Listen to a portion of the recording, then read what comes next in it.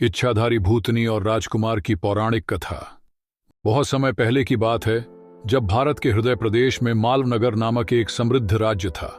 यह राज्य न केवल अपनी विशाल सेना और सोने की खदानों के लिए प्रसिद्ध था, बल्कि इसके सुंदर वन, जलधाराएं और रहस्यमयी गुफाएं भी इसे अद्वितीय बनाती थीं। मालवनगर के राजा महासेन और रानी सुरेखा देवी वर्षों तक संतानहीन रहे। राजमहल में पूजा पाठ और यज्ञ किए गए, लेकिन कोई संतान नहीं हुई। तब एक दिन महल के राजपुरोहित ने सुझाव दिया कि राजा रानी को घने सिद्धवन जंगल में स्थित मृगेश्वर महादेव के मंदिर में जाकर तपस्या करनी होगी। राजा रानी ने कठिन तपस्या की और भगवान शिव ने उन्हें दर्शन दिए। उन्होंने आशीर्वाद दिया, तुम्हारे घर में एक तेजस्वी पुत्र जन्म लेगा जो पराक्रमी योद्धा होगा। कुछ ही महीनों में रानी सुरेखा ने एक पुत्र को जन्म दिया, जिसका नाम रखा गया वीरेंद्र। राजकुमार वीरेंद्र बचपन से ही अद्वितीय बलशाली और कुशल धनुर्धर थे। वे घुड़सवारी, तलवारबाजी और युद्ध कला में निपुण थे, लेकिन उन्हें सबसे अधिक प्रिय था शिकार। वे जब भी समय मिलता अपने सैनिकों के साथ जंगलों में चले जाते और शिकार करते। सिद्धवन जंगल, जहां वीरेंद्र अक्सर शिकार के लिए जाते थे, केवल एक साधारण वन नहीं था। इस जंगल से एक भयावह कथा जुड़ी थी, जिसे मृगांका की श्रापित कथा कहा जाता था। सैकड़ों वर्ष पूर्व मालव नगर की सीमा पर स्थित एक छोटे राज्य अमृता नगरी की राजकुमारी मृगांका अत्यंत सुंदर और विद्वान थी। वह अपने पिता के राज्य की प्रिय पुत्री थी, लेकिन दुर्भाग्यवश एक दिन युद्ध के दौरान शत्रु सेना ने उनके राज्य पर हमला कर दिया। मृगांका के पिता युद्ध में वीरगति को प्राप्त हुए और मृगांका को महल छोड़कर जंगल की ओर भागना पड़ा। वह घायल अवस्था में सिद्धवन जंगल पहुंची और भगवान शिव की आराधना करने लगी।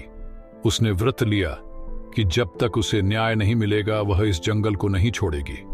उसने वर्षों तक तपस्या की, जिससे उसे इच्छाधारी आत्मा बनने का वरदान मिला। परंतु देवताओं ने उसे एक शर्त पर यह शक्ति दी, जब तक कोई योग्य योद्धा तुम्हें बिना छल के परास्त नहीं करेगा, तब तक तुम इस संसार में भटकती रहोगी। मृगांका अब एक इच्छाधारी आत्मा बन चुकी थी। उसने हिरण का रूप धारण कर इस जंगल को अपना निवास स्थान बना लिया। वह दिन में एक दिव्य हिरण बनकर घूमती और रात में अपनी वास्तविक आत्मा के रूप में प्रकट होती। कई वर्षों तक वह इसी जंगल की रक्षक बनी रही, लेकिन उसके हृदय में अब भी एक पीड़ा थी। उसका श्राप अभी समाप्त नहीं हुआ था। एक दिन राजकुमार वीरेंद्र अपने सैनिकों के साथ शिकार पर गए। जंगल में गहराई तक जाने के बाद उन्होंने एक अद्भुत हिरण को जलाशय के पास पानी पीते देखा। वह हिरण अन्य हिरणों से अलग था। उसकी त्वचा सोने की भांति चमक रही थी और आंखें गहरे नीले रंग की थीं। राजकुमार ने अपने धनुष पर बाण चढ़ाया और निशाना साधा। जैसे ही तीर हिरण के शरीर से टकराया, एक भयावह चीख पूरे जंगल में गूंज उठी। हिरण का शरीर कांपने लगा और धीरे धीरे उसने अपना वास्तविक रूप धारण कर लिया। अब वहां कोई साधारण हिरण नहीं था, बल्कि एक दिव्य स्त्री खड़ी थी, राजकुमारी मृगांका। उसकी आंखों में आंसू थे, लेकिन चेहरा तेजस्वी था। उसने गंभीर स्वर में कहा, हे राजकुमार, तुमने अज्ञानता में एक ऐसा कर्म किया है जिससे मेरा वर्षों पुराना श्राप समाप्त हो गया। मैं न तो जीवित थी और न ही मृत। इस जंगल में भटकती आत्मा थी, जिसे मुक्ति के लिए किसी बलशाली योद्धा की आवश्यकता थी। तुम्हारा तीर मेरे जीवन की अंतिम परीक्षा था, जिसे मैंने स्वीकार किया। राजकुमार वीरेंद्र स्तब्ध रह गए। उन्होंने मृगांका से क्षमा मांगी, लेकिन वह मुस्कुराई और बोली, अब मेरी आत्मा मुक्त होगी, किंतु मैं एक वचन चाहती हूं कि अब से इस जंगल को कोई क्षति नहीं पहुंचाएगा। राजकुमार ने शपथ ली कि सिद्धवन जंगल की रक्षा की जाएगी और वहां शिकार करना निषेध होगा। जैसे ही यह वचन लिया गया, मृगांका का शरीर प्रकाश में विलीन हो गया और उसकी आत्मा मुक्त हो गई। उस घटना के बाद राजकुमार वीरेंद्र ने जंगल के भीतर मृगांका देवी का एक भव्य मंदिर बनवाया। वहां हर वर्ष विशेष पूजा की जाती थी और यह मान्यता बन गई कि जंगल की रक्षा करने वालों को देवी का आशीर्वाद मिलता है।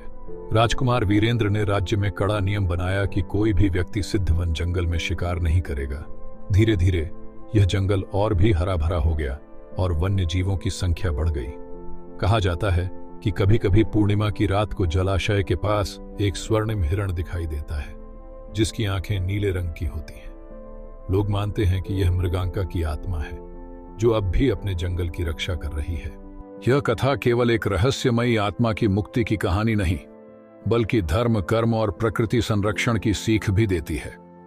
राजकुमार वीरेंद्र और मृगांका दोनों अपनी नियति से जुड़े थे, लेकिन उन्होंने एक दूसरे को नया दृष्टिकोण दिया। मृगांका की मुक्ति के साथ वीरेंद्र का भी हृदय परिवर्तित हुआ और उन्होंने जंगल की रक्षा का प्रण लिया।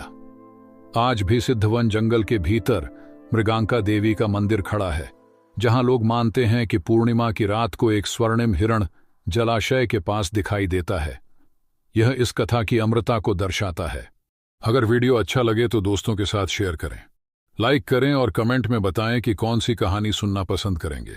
सब्सक्राइब करें और बेल आइकॉन दबाएं ताकि अगली वीडियो की नोटिफिकेशन सबसे पहले आपको मिले। धन्यवाद।